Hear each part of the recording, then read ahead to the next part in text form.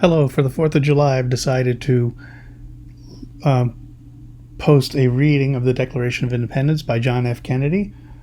This is on an old time radio show, and you'll find this on Vig's Classic Literature channel or Vig's History channel, both on YouTube. Please like and subscribe, and leave any comments in the box below. Thank you in advance. When in the course of human events it becomes necessary for one people to dissolve the political bands which have connected them with another, and to assume among the powers of the earth the separate and equal station to which the laws of nature and of nature's God entitle them, a decent respect to the opinions of mankind requires that they should declare the causes which impel them to the separation.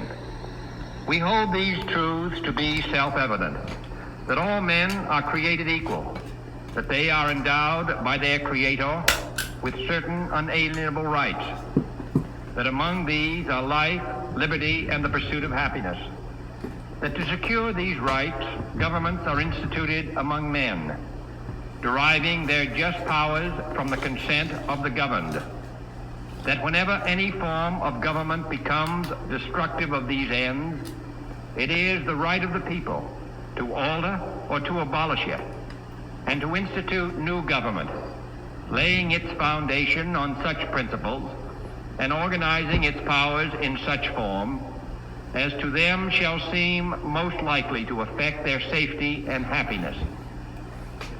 Prudence indeed will dictate that governments long established should not be changed for light and transient causes, and accordingly all experience hath shown that mankind are more disposed to suffer, while evils are sufferable, than to right themselves by abolishing the forms to which they are accustomed.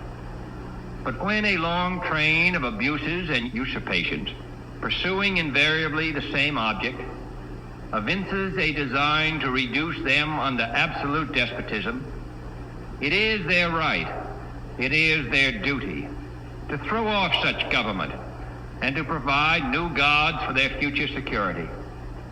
Such has been the patient sufferance of these colonies, and such is now the necessity which constrains them to alter their former systems of government. The history of the present King of Great Britain is a history of repeated injuries and usurpations, all having in direct object the establishment of an absolute tyranny over these states. To prove this, let facts be submitted to a candid world. He has refused his assent to laws, the most wholesome and necessary for the public good. He has forbidden his governors to pass laws of immediate and pressing importance, unless suspended in their operation till his assent should be obtained. And when so suspended, he has utterly neglected to attend to them. He has refused to pass other laws for the accommodation of large districts of people, unless those people would relinquish their right of representation in the legislature, a right inestimable to them and formidable to tyrants only. He has called together legislative bodies at places unusual, uncomfortable, and distant from the depository of their public records, for the sole purpose of fatiguing them into compliance with his measures. He has dissolved representative houses repeatedly for opposing with manly firmness his invasions on the rights of the people. He has refused for a long time, after such dissolutions, to cause others to be elected, whereby the legislative power, incapable of annihilation, have returned to the people at large for their exercise, the state remaining in the meantime exposed to all the dangers of invasion from without and convulsions within. He has endeavored to prevent the population of these states, for that purpose obstructing the laws for naturalization of foreigners, refusing to pass others to encourage their migrations hither, and raising the conditions of new appropriations of land. He has obstructed the administration of justice by refusing his assent to laws for establishing judiciary powers. He has made judges dependent on his will alone for the tenure of their offices and the amounts and payment of their salaries. He has erected a multitude of new offices and sent hither swarms of officers to harass our people and eat out their substance.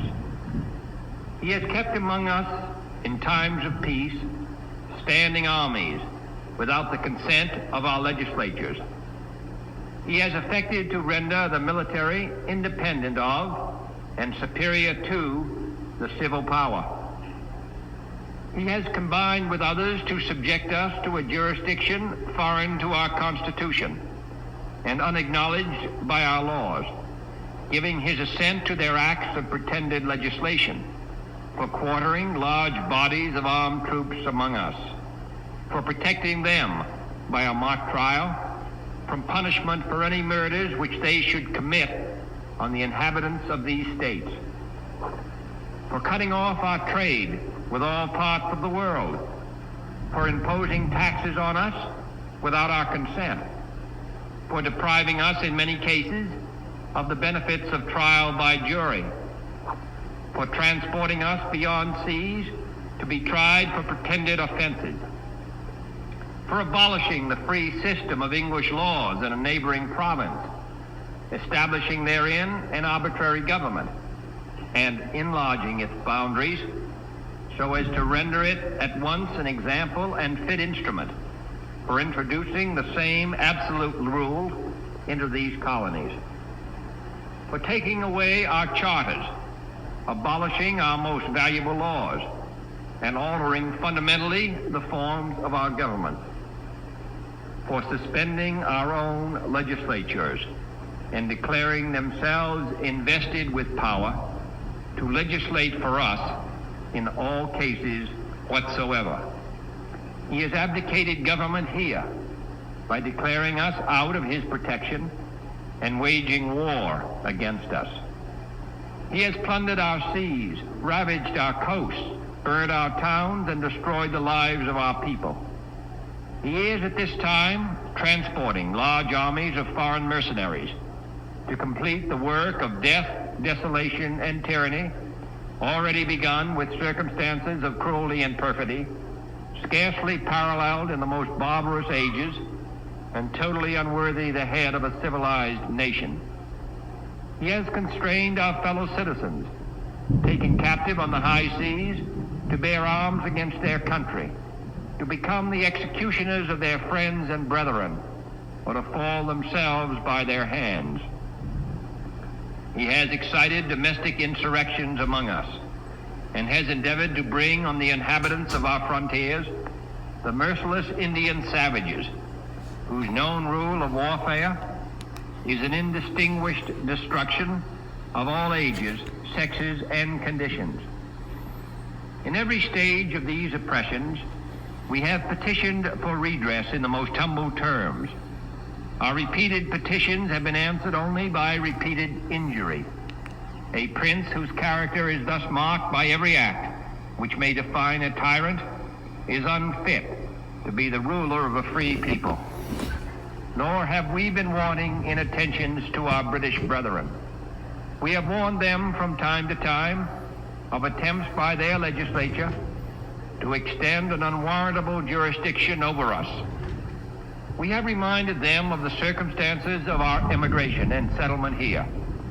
We have appealed to their native justice and magnanimity, and we have conjured them by the ties of our common kindred to disavow these usurpations, which would inevitably interrupt our connections and correspondence.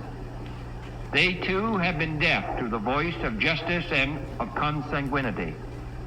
We must therefore acquiesce in the necessity which denounces our separation and hold them as we hold the rest of mankind, enemies in war, in peace, friends. We, therefore, the representatives of the United States of America, in General Congress assembled, appealing to the Supreme Judge of the world, for the rectitude of our intentions, do in the name and by authority of the good people of these colonies solemnly publish and declare that these united colonies are, and of a right ought to be, free and independent states, that they are absolved from all allegiance to the British Crown, and that all political connection between them and the state of Great Britain is and ought to be totally dissolved, and that as free and independent states, they have full power to levy war, conclude peace, contract alliances, establish commerce, and to do all other acts and things which independent states may of right do. And for the support of this declaration, with a firm reliance on the protection of divine providence, we mutually pledge to each other our lives, our fortunes, and our sacred honor. Thanks for listening. Happy 250th birthday to the United States.